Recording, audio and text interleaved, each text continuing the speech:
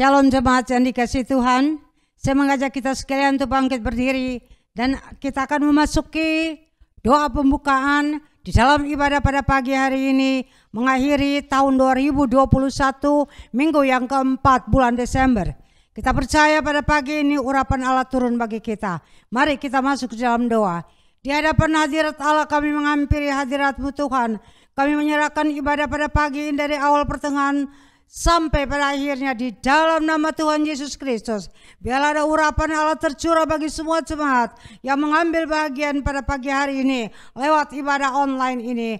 Kami akan memulai puji-pujian, kemudian kami akan masuk ke dalam firman dengan hati yang penuh sukacita, karena ada urapan Allah Engkau telah curahkan bagi kami pada saat pagi hari ini. Terima kasih Bapa. Kami memulai ibadah kami tidak dengan nama lain, hanyalah di dalam satu nama Yesus yang ajaib, Allah Tuhan dan Juru Selamat kami. Haleluya, amin. Puji Tuhan saudara sekalian, mari kita akan memuji Tuhan, memuliakan dan meninggikan nama Allah. Terima kasih ya Tuhan, kalau kami boleh ibadah pada hari ini kembali ya Tuhan. Kami ingin mengucap syukur kepadamu karena kami tahu besar anugerah-Mu kepada kami ya Bapa. Terima kasih, besar anugerah-Mu. Ku ada sebagaimana ku ada, berdiri menghadap tatamu Bapa. Semua karena anugerah-Mu yang telah selamatkanku.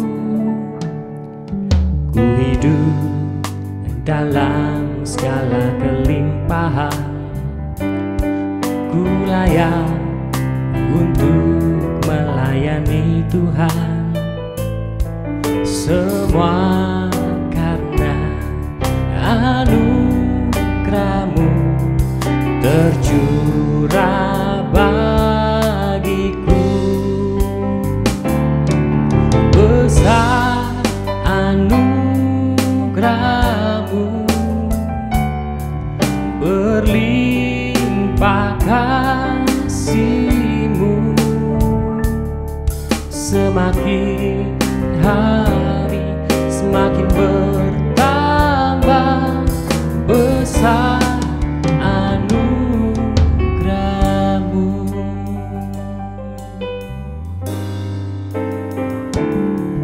Ku ada sebagaimana ku ada, berdiri menghadap tatamu Bapa.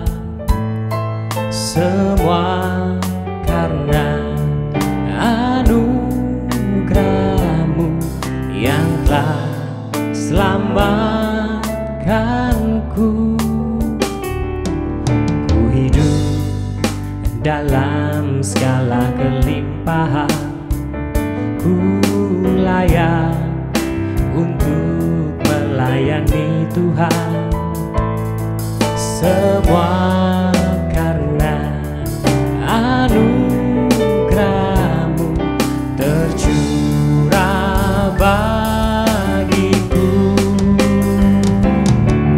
Besar anugerah-Mu, berlimpah kasih-Mu, semakin hari semakin bertambah besar anugerah-Mu. Besar anugerah-Mu, berlimpah kasih-Mu, semakin hari semakin bertambah besar anugerah-Mu.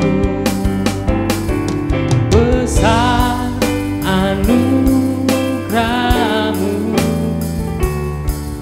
berlimpah kasih-Mu, semakin hari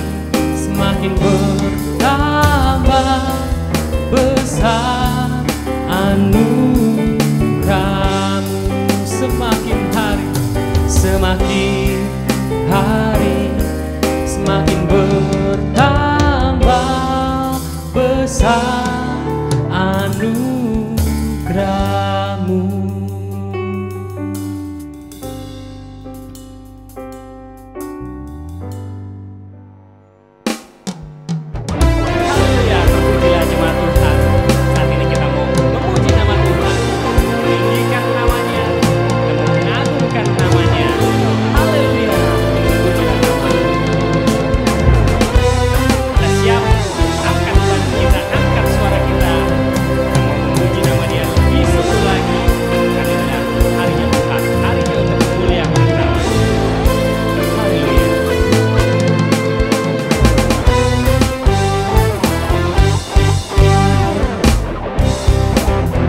Siap memuji nama Tuhan, angkatlah suara. Angkatlah suaramu, puji dan serukan nama Yesus.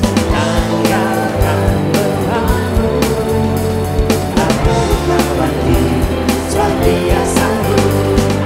Gerakkan kakimu, menarilah dan bertanya, bersukacitalah. Aku lawan diri, sebab Dia sanggup. Sekarang nyanyikan kebesarannya, yang kuat dan berkuasa. Bersorak-sorak karena kasih-Nya, laratlah melawan kita, nyanyi bagi Dia. Sekarang nyanyikan kebesarannya, yang kuat dan berkuasa. Bersorak-sorak karena kasih-Nya, laratlah melawan kita, nyanyi bagi Dia. Haleluya, Kau ada dalam hatiku, takkan patah semangatku, takkan hilang kekuatanku. Haleluya, ku mau bersorak bagimu, sukacita surga nyata penuhiku.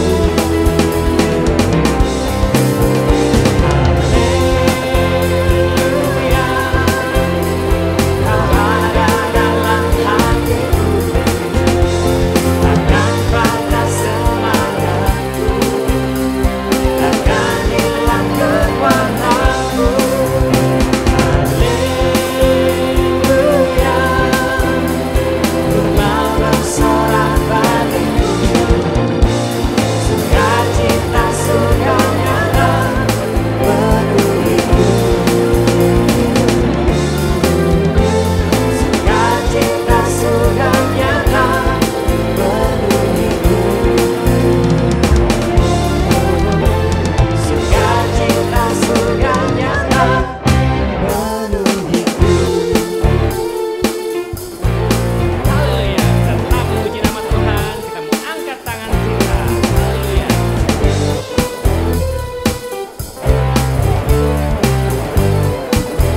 Tanganku, Tanganku ku angkat padamu, mensyukuri rahmat yang Kau beri. Kakiku melompat bagimu, sebab rahmat-Mu baru setiap hari. Tanganku ku angkat padamu, mensyukuri rahmat yang Kau beri. Kakiku melompat bagimu, sebab rahmat-Mu baru setiap hari. Bersyukurlah kepada Tuhan, sebab Dia baik, sebab Dia baik. Bahwasanya untuk selamanya, kasih setianya, kasih setianya. Bersyukurlah kepada Tuhan, sebab Dia baik, sebab Dia baik. Bahwasanya untuk selamanya, kasih setianya, kasih setianya.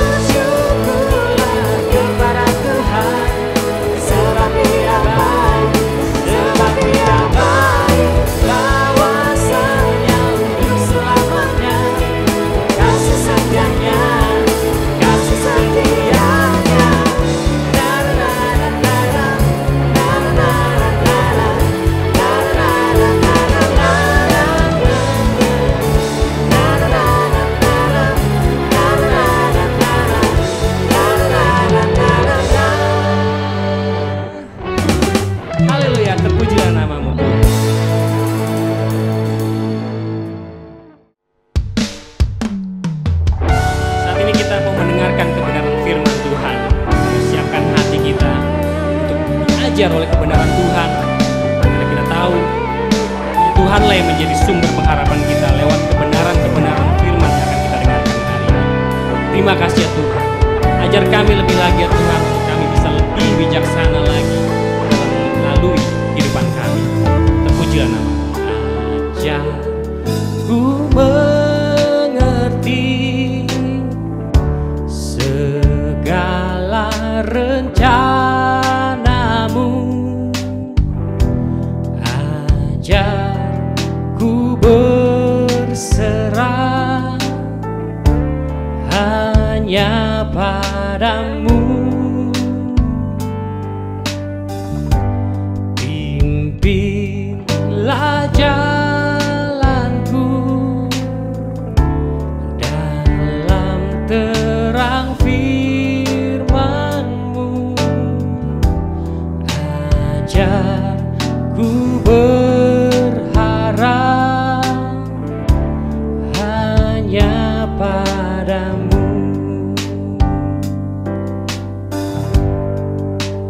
Bapakku, ajaib segala rancangan-Mu, Tuhanku,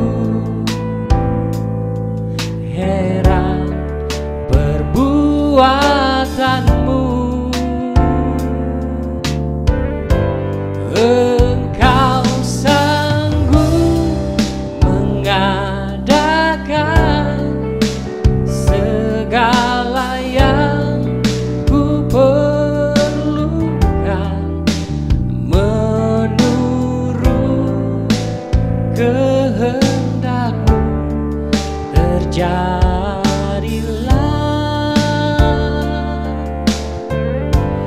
Engkau sanggup mengadakan segala yang ku perlukan, menurut kehendak-Mu terjadilah. Terima kasih ya Tuhan.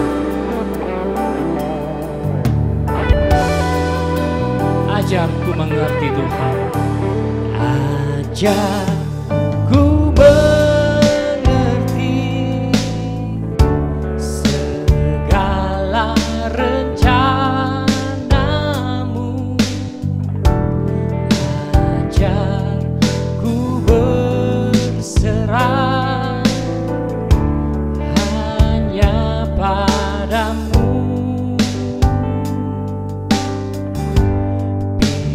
Pimpinlah jalanku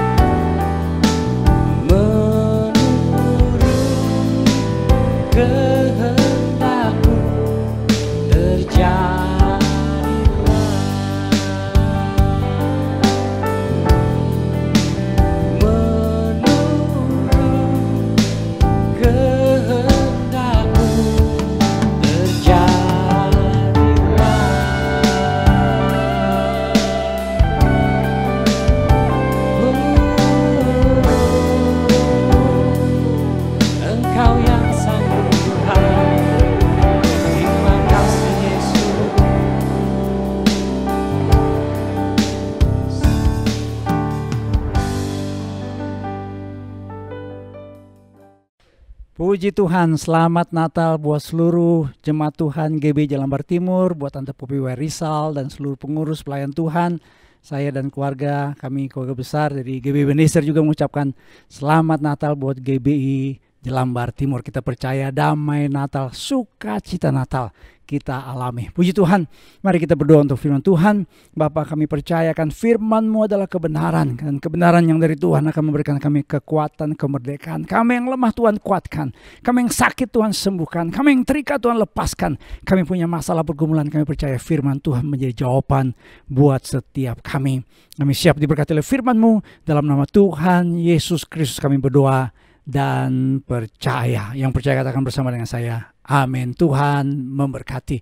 Saudara sekalian, kita akan bicara tentang satu tema yang saya percaya saudara ini tema yang sangat baik untuk mengakhiri tahun ini, dengan tema mengakhiri dengan baik, finishing well 2021. Mari kita baca dalam Kisah Rasul pasal yang ke-20 ayat yang ke-24 dan ayat yang ke-25. Kisah Para Rasul pasal 20 ayat 24 dan ayat yang ke-25.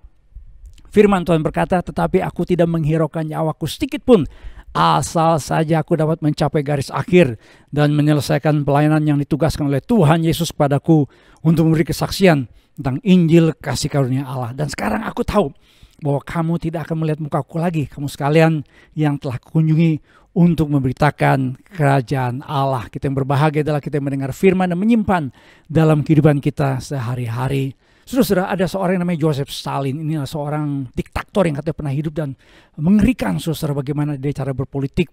Ya memang, saudara, dia membangun sebuah negara yang waktu itu menjadi saingan utamanya Amerika Serikat, namanya Uni Soviet. Kalau saudara suka sejarah, saudara pasti tahu yang namanya Uni Soviet.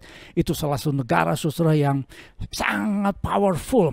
Negara yang katanya, saudara, bisa menyaingi Amerika Serikat. Sampai hari ini pun, saudara, Amerika Serikat ya cukup berkompetisi dengan negara bekas wilayah Uni Soviet, karena Uni Soviet akhirnya sudah pecah.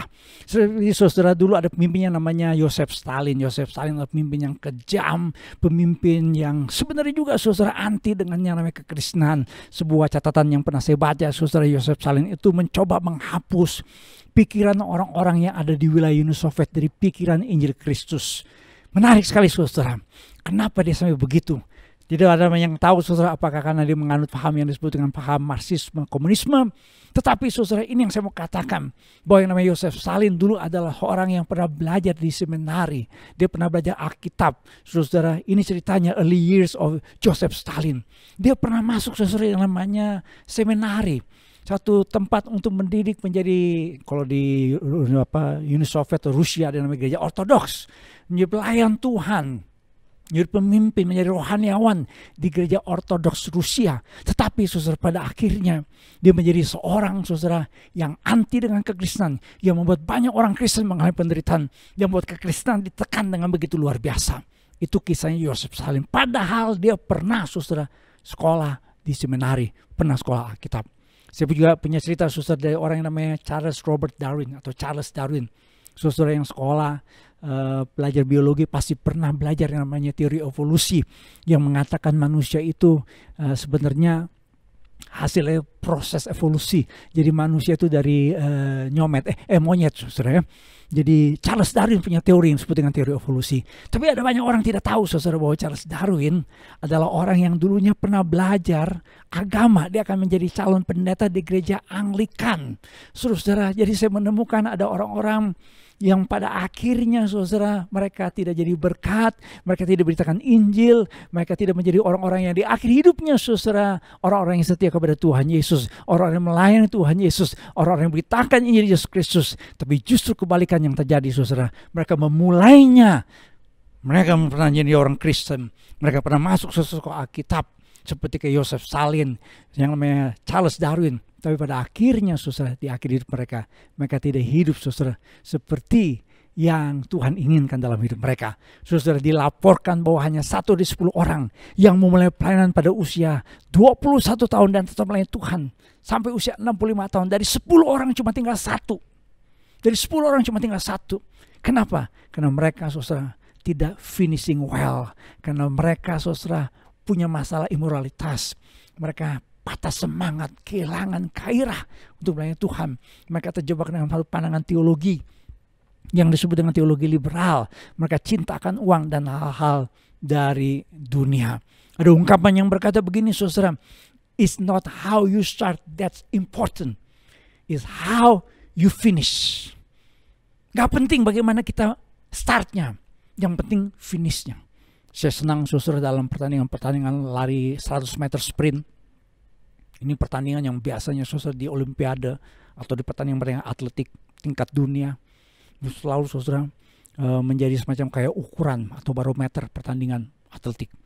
Saudara, saya sering melihat banyak pelari di startnya agak sedikit terlambat. Terlambatnya hanya sepersekian detik saja. Startnya gak bagus. Tapi banyak pelari yang startnya tidak bagus, finishnya luar biasa. Tapi sebaliknya juga ada pelari yang startnya luar biasa, tapi finishnya dia kalah. Saudara, di penghujung tahun ini, mari kita mengevaluasi diri kita, saudara. Di tengah-tengah suasana Natal ini, dan berapa hari lagi kita akan mengakhiri tahun 2021. Bagaimana kita mengakhiri pertandingan iman kita. Karena dalam Alkitab kalau saudara baca, seringkali saudara ilustrasi kehidupan orang percaya seperti sebuah pertandingan atletik, pertandingan lari. Pertandingan lari saudara, finish itu menentukan apakah dia juara atau tidak. Demikian juga dengan hidup kita saudara. Mungkin kita mengawali tahun 2021 ada sesuatu yang luar biasa. Tetapi saudara, bagaimana kita di akhir tahun ini? Bagaimana saudara kita menjalani hari-hari dan kita akan mengakhiri tahun ini saudara, tahun 2021. Bagaimana saudara? Mari kita evaluasi.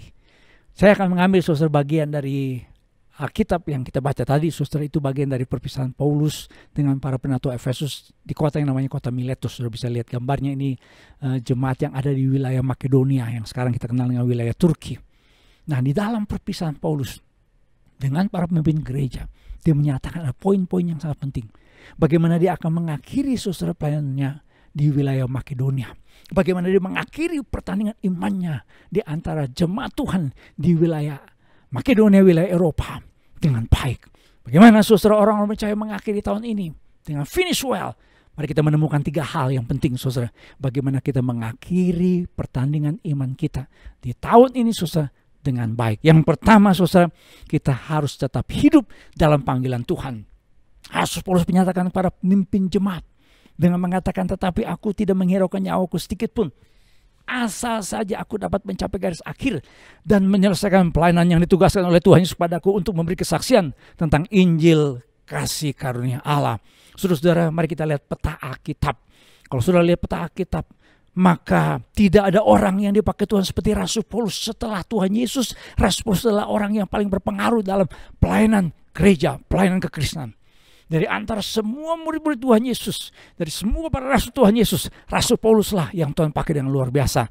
Gereja di Asia sampai di gereja di Eropa, yang tadi saya singgung wilayah Makedonia.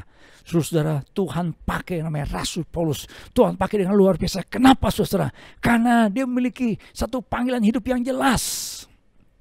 Dalam Kisah Rasul 9 ayat yang ke-15, ada perkataan saudara yang disampaikan kepada orang yang namanya Ananias untuk disampaikan kepada Rasul Paulus yang nama Ibraninya Saulus dengan berkata begini, pergilah, orang ini adalah alat pilihan bagiku untuk memberitakan namaku kepada bangsa-bangsa lain serta raja-raja dan orang-orang Israel. Kita tahu Rasul Paulus berjumpa dengan Kristus dalam Kisah 9 ayat yang ke-4 dan ayat yang ke-5. Sebenarnya Rasul Paulus menangkap pengikut Yesus. Sebenarnya Rasul Paulus menangkap orang-orang yang mengaku murid-murid Yesus. Tetapi Tuhan yang kita sembah adalah Tuhan yang hidup, Tuhan yang berkuasa. Sehingga dalam perjalanan ke Damsyik, saudara yang namanya Saulus berjumpa dengan Yesus Kristus. Dan dia mendengar suara yang berkata, Saulus, Saulus, mengapakah engkau menganiaya aku? Jawab Saulus, siapakah engkau? Tuhan. Katanya, akulah Yesus yang kau aniaya itu. Perjumpaan dia dengan Kristus ini yang saya sebut sebagai pertobatan. Karena pertobatan artinya turn from sin, Satan, and death, and turn to salvation, God, and life. Kalau saudara melihat ini gambarannya, jadi pertobatan itu berbalik arah. Arah hidupnya dulu menuju yang namanya kebinasan. Hidupnya dikuasai oleh yang namanya keinginan daging. Hidupnya dulu dikuasai oleh yang namanya rancangan dari kuasa jahat. Karena ketika manusia berdosa, saudara, dia hidup menuju kebinasan. Tapi puji Tuhan, dalam peristiwa Natal kita percaya Allah telah menyatakan kasih kepada kita dalam Yesus Kristus, sehingga setiap orang yang percaya kepada Tuhan Yesus tidak binasa, melainkan boleh hidup yang kekal. Orang harus bertobat dan terima Tuhan Yesus. Apa artinya bertobat? Repentance, itu berbalik 180 derajat, jangan 90 derajat. Karena orang Kristen kadang-kadang pertobatannya bukan topok itu tobat kapok, tapi tobat kumat. Ya, haleluya, haleluya, hula-hula sama halilintar. Oh, ada banyak orang Kristen disebut dengan Kristen Natal luang dia baru muncul gereja, Natal luang dia baru menyembah Tuhan, Natal luang dia baru ingat Tuhan. Itu Kristen, bukan Kristen pertobatan. Kristen pertobatan adalah Kristen yang dulunya hidup menuju kebinasaan, tapi karena anugerah dalam Kristus Yesus dia berbalik Allah 180 derajat, dia berbalik 180 derajat, sehingga hidupnya adalah di dalam hidup yang kekal, hidup untuk kemuliaan Tuhan. Dulu uangnya dipakai untuk judi, sehingga ada lagu yang dulu berkata, aku melarat karena judi, hutang-hutangku banyak karena judi yang membawaku mati. Dulu sebelum bertobat, judi terus.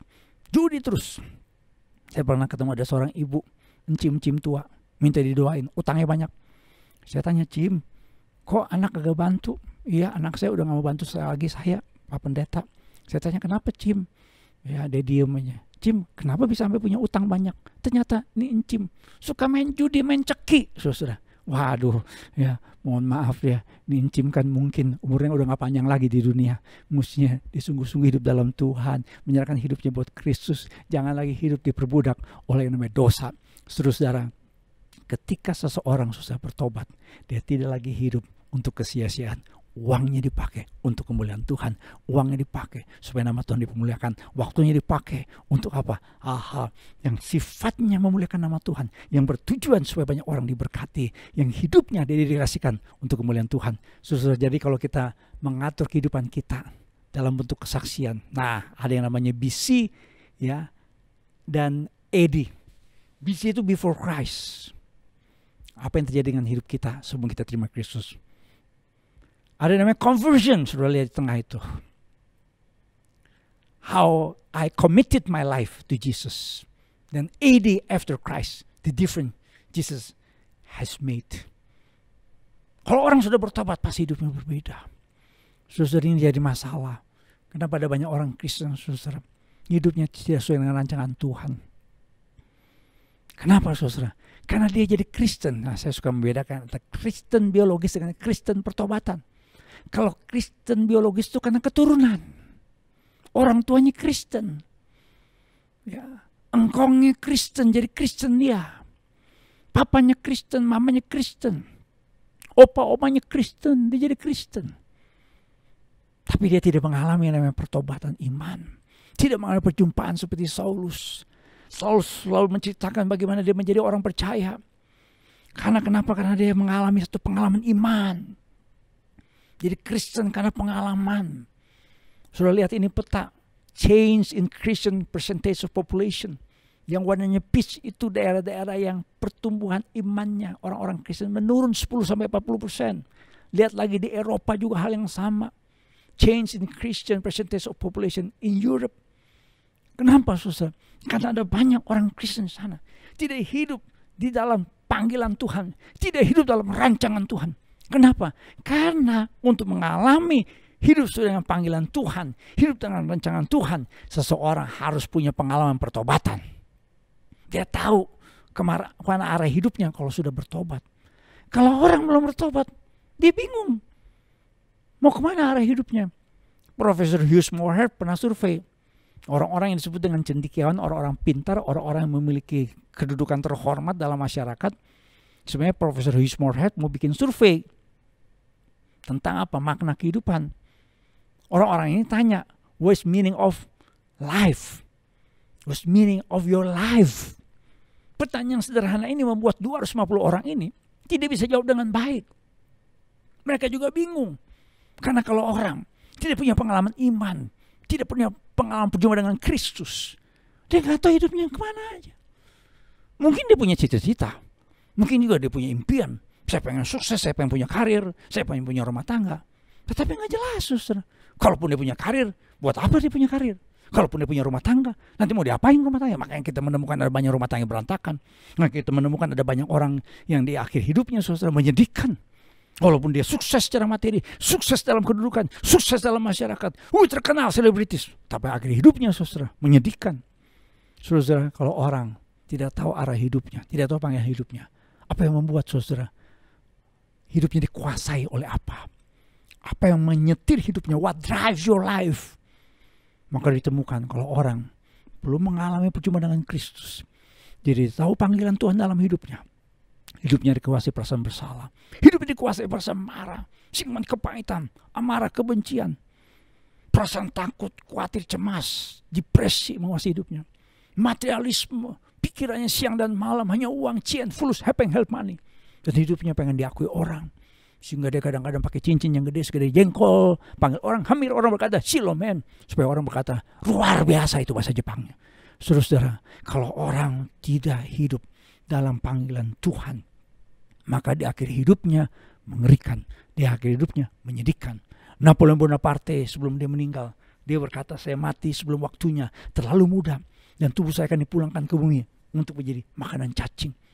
Padahal dia adalah salah seorang pemimpin besar, seorang pemimpin di Prancis, di Eropa katanya, namanya terkenal, Napoleon Bonaparte. Tapi di akhir hidupnya, coba sudah lihat, seperti sebuah kesia-siaan. Elvis Presley, King of Rock and Roll, pernah ditanya, apa yang menjadi impian dalam hidupnya? Dia mengatakan 3 kata kunci, rich, famous, and happy. Yang pertama memang dia alami, dia jadi orang kaya. Karena dia raja rock and roll, king of rock and roll. Dia terkenal sampai hari ini, masih ada penggemarnya Elvis Presley. Tetapi ketika dia meninggal ditemukan, ada belasan obat bius yang membunuh dia.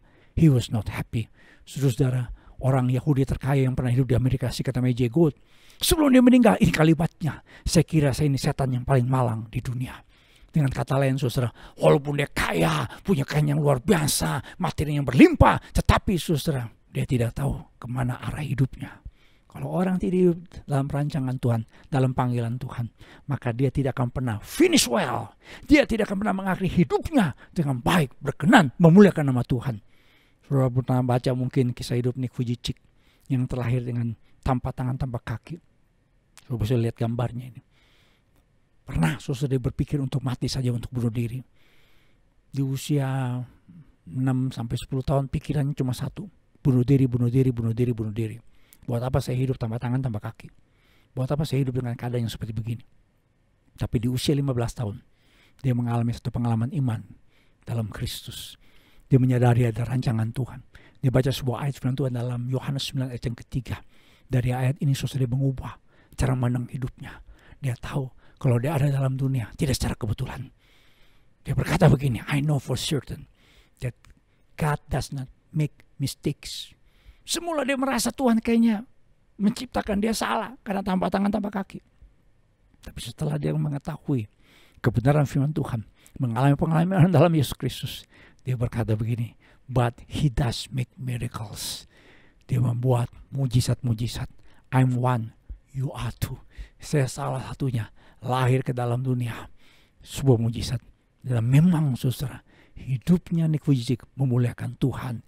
Dia menjadi salah seorang pembicara motivator, memberitakan Injil Yesus Kristus dengan cara yang unik dan luar biasa. Dan banyak orang-orang, ribuan orang, bahkan jutaan orang boleh mengalami pembaharuan hidupnya, mengalami perubahan dalam hidupnya, mengalami sesuatu yang luar biasa, yang dahsyat dialami. Karena hidupnya sudah memberikan dampak buat banyak orang.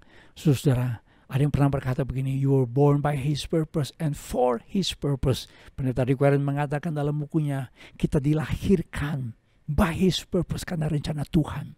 Ada yang pernah berkata sama saya, Pak, saya kayaknya lahir dalam dunia itu kebetulan. Ada yang kebetulan dalam Tuhan.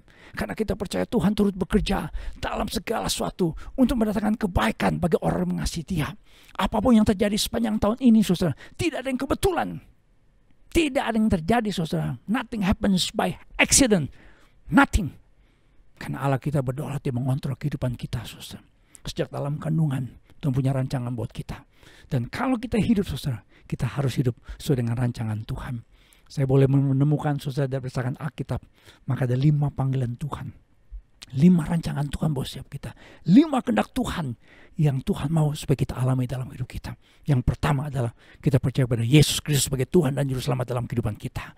Natal bukan sekedar sebuah tradisi gereja. Natal bukan sekedar kita nyanyi lagu Malam Kudus. Natal bukan sekedar kita nyanyi lagu-lagu Natalan yang mungkin kita katakan saudara Malam Kudus, Jingle Bells dan segala macam. Natal bukan sekedar ada Santa Claus, bukan ada kado, tapi Natal adalah supaya kita mengalami hidup kekal dalam Kristus Yesus. Makanya kita harus memastikan diri kita bahwa kita telah menerima Kristus sebagai Tuhan dan Juru Selamat dalam hidup kita.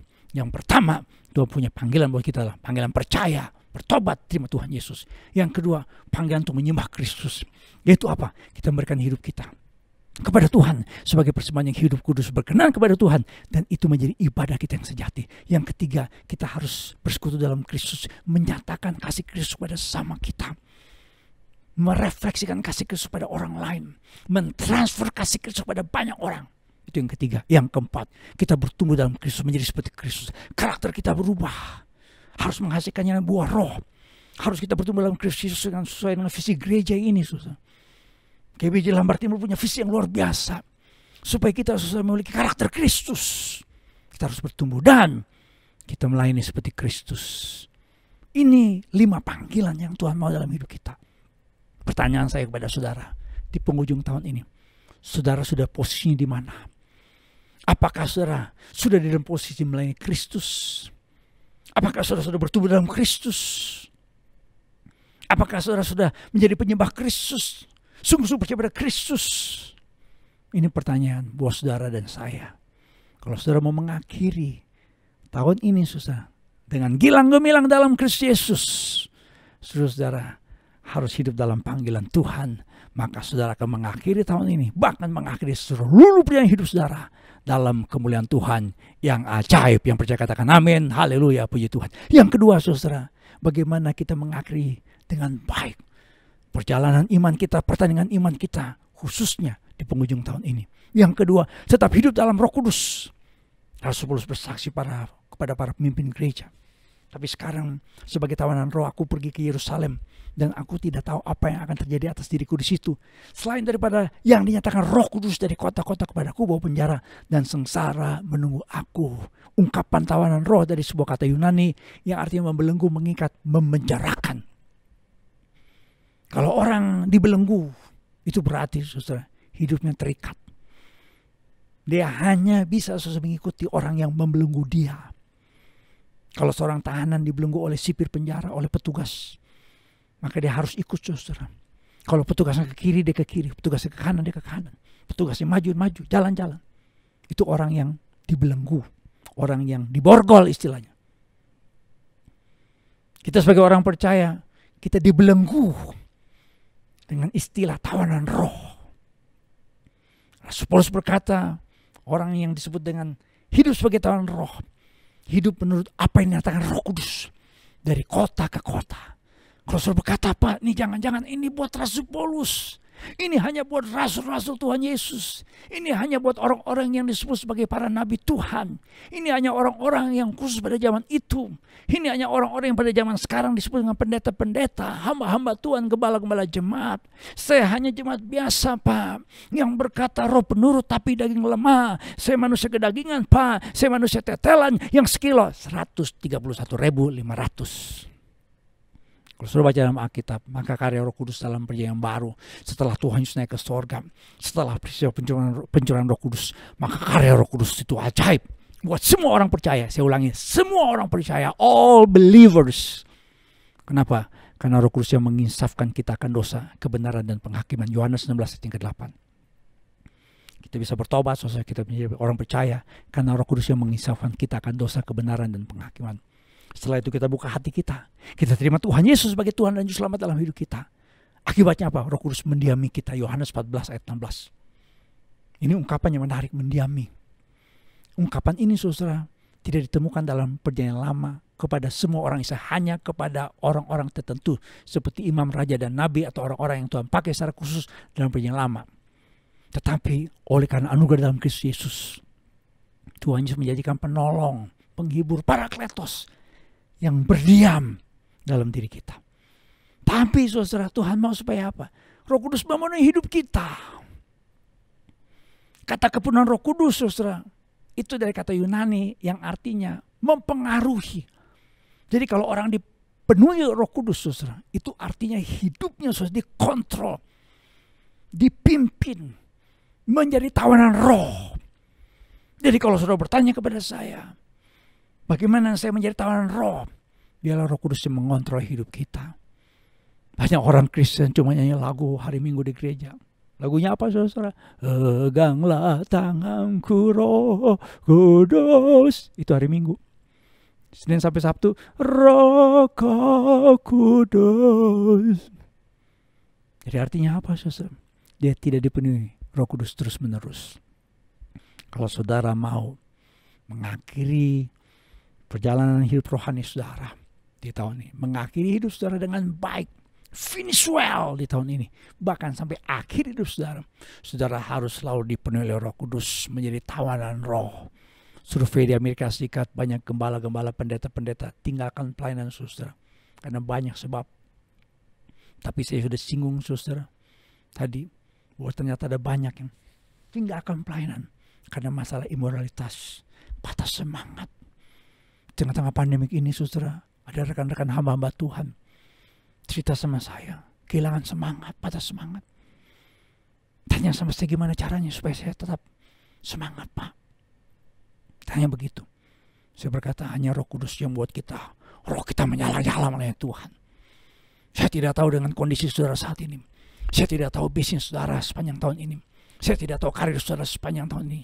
Saya tidak tahu bagaimana kondisi keuangan saudara. Saya tidak tahu bagaimana rumah tangga saudara.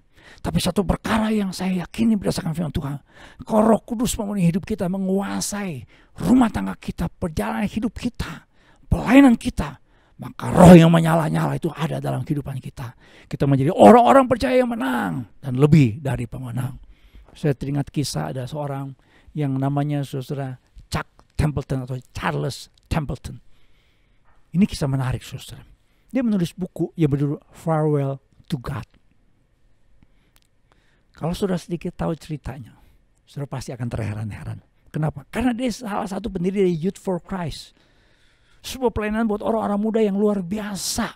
Pengaruhnya bagi banyak kekristenan. Di seluruh dunia sampai di Indonesia ada pelayanan Youth for Christ.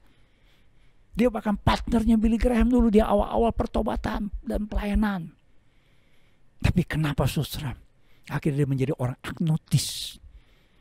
Ya, agnostis itu kayak orang yang meragukan keberadaan Tuhan. Dia seperti kayak menolak iman Kristen. Seperti tidak percaya adanya Tuhan. Tidak percaya Yesus sebagai Tuhan dan Juru Selamat dalam hidup. Padahal dia dulu adalah seorang pengkhotbah, pendiri pelayanan yang tadi saya sebut, Youth for Christ. Kenapa itu bisa terjadi, saudara? Karena dia tidak hidup dalam pimpinan Roh Kudus. Tidak dibelenggu oleh Roh Kudus. Tidak dipenuhi oleh Roh Kudus. Kalau saudara mau mengakhiri dengan baik pertandingan iman saudara, perjalanan rohani saudara, sepanjang tahun ini ada banyak tantangan, gelombang, badai, masalah. Tapi kalau saudara dipenuhi oleh Roh Kudus, saudara mampu menghadapi tantangan, persoalan, himpitan, bahkan sakit penyakit dalam hidup saudara. Reverend Billy Graham, saudara, pengkhotbah yang Tuhan pakai dengan luar biasa. Pernah ditawari oleh seorang miliarder di Amerika Serikat, namanya S.L. Hans. Jika Billy Graham mencalonkan dirinya menjadi presiden, miliarder ini siap mensupport secara financial, siap mendukung secara dana. Tapi Reverend Billy Graham menolaknya. Kenapa saudara? Karena Reverend Billy Graham tahu dirinya dipakai Tuhan, sehingga di Amerika Serikat saudara Billy Graham selalu dianggap ini pendetanya orang Amerika. Ini pengkhotbah abad 20 yang paling memberikan pengaruh bagi Amerika Serikat. Tetapi saudara, dia tetap selalu hidup dengan rendah hati, dengan berkata ini semua karena anugerah Tuhan saya bisa melayani. Dan dia selalu dipimpin oleh Roh Kudus. Itu membuat Billy Graham saudara sampai akhir hidupnya dia hidup hampir 100 tahun usia, 99 tahun dia meninggal. Tetapi saudara Billy Graham meninggalkan sebuah kenangan indah bagi banyak orang, seorang hamba Tuhan yang finish well. Kenapa? Karena dia hidup dalam pimpinan Roh Kudus. Pertanyaan saudara dan saya untuk tahun ini, sepanjang tahun 2021, apakah kita selalu hidup dalam pimpinan Roh Kudus? Apakah saudara yakin saat ini, sampai hari ini, sampai jam ini, menit ini, detik ini, berani gak kita katakan bahwa saya sedang dalam perjalanan iman di bawah pengaruh pimpinan Roh Kudus. Berani nggak saudara mengatakan, saya saat ini sedang dalam pimpinan Roh Kudus? Saudara yang sedang berpacaran, orang-orang muda, saudara yang masuk ke rumah tangga, saudara yang punya usaha, punya bisnis, saudara yang saat ini melayani, berani nggak mengatakan bahwa apa yang saya lakukan saat ini bagian dari pimpinan Roh Kudus dalam hidup saya atau keluarga saya? Bisa nggak kita menyebutkan satu kejadian dalam tahun ini di mana Roh Kudus sungguh-sungguh memimpin hidup kita? Bisa nggak saudara menyebutnya? Kejadian apa itu? Menjelang akhir tahun ini, coba suami sharing sama istri, istri sharing sama suami, orang tua sharing sama anak, anak juga sharing sama orang tua. Kita sama pelayan Tuhan, sama jemaat Tuhan. Bisa nggak kita sharing sama jemaat Tuhan GBI Jelambar? Bisa nggak kita sharing? Saya di tahun ini mengalami ini, saya mengalami perubahan ini.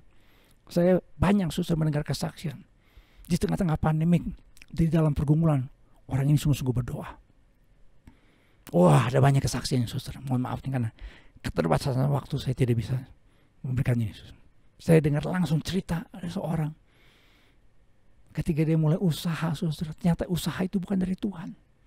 Disuruh dilepasin, padahal itu usaha menguntungkan. Dia sampai bingung, gimana Tuhan? Ini usaha ini, ya ada chainnya, ada uangnya, ada untungnya. Bukan usaha ilegal, usaha benar, bayar pajaknya juga benar. Tapi Tuhan punya rencana berbeda. Dan apa yang terjadi, saudara? Dia memberikan kesaksian bagaimana Tuhan memimpin dia dengan cara Tuhan yang luar biasa, sehingga 2 anaknya, saudara, itu bisa sekolah kedokteran sampai di luar negeri. Sekolah kedokteran di Indonesia aja mahal. Anaknya bisa sampai dapat ambil spesialis di Amerika dan di Jerman. Kenapa, saudara? Karena dia tahu ini pimpinan Roh Kudus. Oh, dia bersyukur, saudara, rumah tangga ini bersyukur. Ibu ini bersyukur. Dia berkata, karena saya sungguh-sungguh minta pimpinan Roh Kudus. Kalau saudara mau diberkati Tuhan di tahun yang baru, tahun 2022, saudara harus sungguh-sungguh punya kepekaan. Sehingga saudara berkata, saya mau berjalan dalam pimpinan Roh Kudus. Sehingga saudara melihat tahun 2022 menjadi tahun yang penuh dengan kemenangan. Menjadi tahun di mana kita mengalami berkat Tuhan, anugerah Tuhan, kekuatan keajaiban yang dari Tuhan secara ajaib. Haleluya, puji Tuhan. Yang ketiga, saudara, bagaimana kita mengakhiri dengan baik perjalanan iman kita sepanjang tahun ini, bahkan sampai akhir hidup kita. Yang ketiga, saudara, tetap hidup dalam keteladanan. Rasul Paulus berkata buat para leaders, buat para pemimpin jemaat, dalam segala sesuatu telah kuberikan contoh kepada kamu, bahwa dengan bekerja demikian kita harus membantu orang-orang yang lemah dan harus mengingat perkataan Tuhan Yesus, sebab ia sendiri telah mengatakan adalah lebih bahagia memberi daripada menerima. Rasul Paulus punya strategi pelayanan adalah apa, saudara? Dia menjadi teladan. Jadilah pengikutku sama seperti aku juga menjadi pengikut Kristus. Imitate me, imitate. Tirulah saya, then just as I imitate Christ.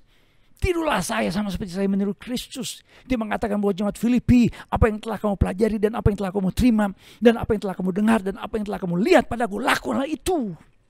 Maka Allah sumber damai sejahtera akan menyertai kamu.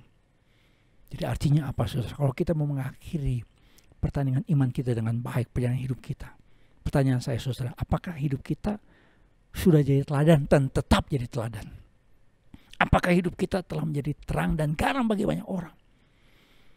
Karena ada perkataan dari Mahatma Gandhi, pemimpin besar orang India. Dia pernah mengatakan, I like your Christ, I don't like your Christians. Saya menyukai Kristusmu, tapi saya tidak menyukai orang Kristenmu. Kenapa? Karena dia menemukan orang-orang Kristen hidup yang gak jadi berkat, gak jadi teladan. Dalam teori komunikasi, apa yang orang lihat visual itu 50% pengaruhnya. Jadi keteladanan, our action speaks louder than words. Tindakan kita bicara lebih keras daripada kata-kata kita. Visual, apa yang orang lihat, itu pengaruhnya lebih besar. Saudara, di Amerika Latin, Amerika Tengah, ada orang yang namanya Joaquin El Chapo Guzman. Dia salah satu, saudara, bandar narkoba yang paling powerful di dunia. Ini orang dari Meksiko. Joaquin El Chapo Guzman. Yang menarik adalah apa, saudara? Dia menjadi seorang pengedar narkoba. Itu karena ayahnya sendiri. Ayahnya keras sama dia. Tetapi ayahnya, saudara, yang ngajarin dia menjadi pengedar narkoba. Dan artinya apa, saudara? Kalau kita mau dalam rumah tangga kita ada berkat Tuhan, orang tua, ayah, ibu, papa, mama harus jadi teladan buat anak kita. Kalau kita mau mengakhiri pertandingan iman kita dengan baik, saudara, kita harus jadi teladan. Tetap berusaha jadi teladan. Memang kita tidak sempurna, tapi dengan pertolongan Allah Roh Kudus, kebenaran firman Tuhan membentuk hidup kita. Kepekaan kita akan pimpinan Tuhan buat kita, saudara, menjadi orang-orang yang diberkati dan jadi berkat. Andrew Chen, salah seorang yang didakwa pengedar narkoba ini yang sudah bertobat, saudara. Dia selundupkan beberapa kilogram narkotika ke Indonesia, ditangkap di Bali, dimasukkan dalam penjara, divonis hukuman mati. Tapi di penjara dia bertobat, dia terima Tuhan Yesus. Dan setelah dia bertobat, dia buang yang namanya, saudara, masa lalunya dia hidup sebagai pengedar narkoba. Tetapi saudara, dia mengharapkan pada panggilan Tuhan. Dia melayani Tuhan, saudara, dalam penjara di Gerobokan Bali, LP Gerobokan Bali. Dia jadi mentor, jadi pembina rohani, jadi pelayan Tuhan dalam penjara. Karena kalau di penjara saudara ada ibadahnya dan di situ dia melayani. Saudara, dia mengajukan gerasi untuk dibebaskan dari hukuman mati. Tetapi pemerintah Indonesia melalui Presiden Bapak Jokowi menolak gerasinya.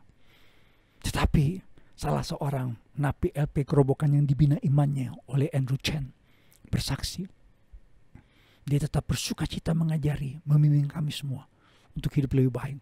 Walaupun dia tetap harus menjalani eksekusi mati. Bahkan ketika dia ditembak mati, saudara, sudah pasti pernah dengar kesaksiannya. Dia membuka matanya, dia berdiri, nyanyi lagu Amazing Grace. Itu yang membuat, saudara, hidupnya jadi berkat buat banyak orang. Sehingga orang bertanya-tanya, kenapa ada orang yang namanya Andrew Chen berani menghadapi maut? Karena dia tahu, saudara, dia mengakhiri pertandingan imannya dalam Kristus Yesus. Mari kita mengakhiri tahun ini dengan finish well. Dengan cara apa? Kita tetap hidup dalam panggilan Tuhan. Dengan hidup dalam pimpinan Roh Kudus. Dan hidup menjadi teladan buat banyak orang. Selamat menyambut tahun yang baru. Tuhan Yesus, Tuhan yang Immanuel menyertai hidup kita. Amin. Mari kita berdiri bersama, saudara, kita berdoa. Puji Tuhan. Bapa, kami berdoa supaya kami mengakhiri tahun ini dengan hidup dalam Kristus Yesus. Hidup dalam panggilan Yesus Kristus. Menjadi orang yang percaya kepada Kristus. Menjadi orang yang menyembah Kristus. Menjadi orang yang bersekutu dalam Kristus. Menjadi orang yang bertumbuh dalam Kristus. Dan hidup kami melayani Kristus. Kami diberkati untuk jadi berkat. Beri kami Tuhan untuk kerelaan dipimpin oleh Roh Kudus. Dipenuhi oleh Roh Kudus. Sehingga Tuhan, hidup kami selalu menjadi teladan. Hamba berdoa buat setiap suami, setiap istri, setiap orang tua, setiap orang muda, setiap anggota jemaat GBI Jelambar Timur. Kami semua mengakhiri tahun ini bersama dengan Kristus Tuhan yang telah datang ke dalam dunia menjadi Tuhan dan Juru Selamat untuk setiap kami. Dan kali kedua Engkau datang dalam alam kemuliaan. Kami dapati setia karena kami percaya Tuhan, ketika Tuhan mimpi hidup kami, maka kami akan finish well dalam Kristus Yesus. Kami percaya masuk ke tahun yang baru Tuhan, kami meyakini Tuhan ada berkat Tuhan, penyertaan Tuhan, anugerah Tuhan. Kami menyelamatkan tahun 2022 sebagai tahun pemulihan, tahun kemenangan, tahun keajaiban, tahun mujizat buat setiap kami. Dalam nama Tuhan Yesus Kristus kami berdoa dan percaya. Yang percaya katakan bersama dengan saya, amin. Tuhan memberkati. Selamat masuk ke tahun yang baru. Tuhan memberkati. Shalom. Jemaat, mari kita bangkit berdiri semua dan kita akan mengakhiri ibadah kita pada pagi hari ini. Kita mengucap syukur karena urapan Allah telah tercurah bagi kita. Dan kita dibekali dengan firman Tuhan. Dengan hati yang penuh punya pengucapan syukur. Bahwa dari tahun ke tahun kita mengakhiri semua itu dengan suatu suasana yang baik. Karena penyertaan Tuhan menyertai kita sekalian. Mari kita mengucap syukur kepada Allah. Di hadapan hadirat Tuhan kami datang kepadamu. Kami telah memuji-muji Engkau. Kami telah mendengarkan suara firman-Mu. Marilah Roh Kudus berbicara terus dalam hati kami. Apa yang telah kami dengar pada pagi hari ini. Sehingga tidak sia-sialah pendengaran kami. Tapi semuanya itu menjadi berkat di dalam kehidupan kami. Terpujilah nama Allah. Kami menyerahkan acara-acara selanjutnya tanggal 31 Desember. Ke dalam tahun kasih Tuhan juga. Biarlah penyertaan Allah ada menyertai kami. dalam ibadah penutupan tahun, dan seluruh jemaat dapat mempersiapkan diri untuk mengambil bagian di dalam penutupan tahun tanggal 31 ini. Terima kasih Allah, terpujilah nama-Mu Bapa. Hamba menyerahkan jemaat-Mu pada sepanjang minggu ini ke dalam tangan Allah. Biarlah Tuhan lawat mereka dengan tangan kasih-Mu, kemanapun mereka berjalan. Biarlah ada tuntunan Tuhan. Pada siang hari dengan tiada awan, malam hari dengan tiada api. Ada perlindungan, kesejahteraan, sukacita di dalam kehidupan jemaat Tuhan di tempat ini. Segala apapun yang mereka usahakan untuk kehidupan mereka, Allah memberkatikan mereka. Terima kasih Bapa, terpujilah nama Allah. Yang sakit Allah sembuhkan, yang lemah Tuhan kuatkan, yang bimbang Tuhan pertetapkan iman jemaat-Mu di tempat ini Allah. Mereka tetap segar di hadapan hadirat Allah. Terima kasih, terpujilah nama Tuhan. Inilah seluruh doa yang dapat kami panjatkan ke hadapan hadirat-Mu. Tidak dengan nama lain, hanyalah di dalam satu nama, nama Yesus yang ajaib, Allah Tuhan dan Juru Selamat kami. Jemaat yang dikasihi Tuhan, pulanglah dengan berkat daripada Allah Bapa, persekutuan daripada Allah Anak, dan kuat kuasa Roh Kudus menyertai kita sekalian mulai dari hari ini sampai Maranatha Yesus Engkau datang kembali. Haleluya, amin. Puji Tuhan saudara sekalian, kita mempersiapkan diri untuk memasuki tanggal 31. Saya mengharapkan semua jemaat dapat mengambil bagian masuk ke dalam bait Allah untuk mengucap syukur bagaimana Allah memeliharakan kita selama setahun lamanya dengan tidak kurang satu apapun juga. Oleh sebab itu marilah jangan kita lalaikan dan lupakan akan kebaikan Allah. Tapi pada tanggal 31 itu kita datang ke dalam bait Allah, bersekutu dengan firman Tuhan, bersekutu dengan perjamuan kudus, dan bersekutu dengan perjamuan kasih. Tuhan memberkati. Sampai ketemu pada tanggal 31 Desember. Selamat beraktivitas, selamat berhari Minggu. Tuhan memberkati kita semua. Haleluya. Amin.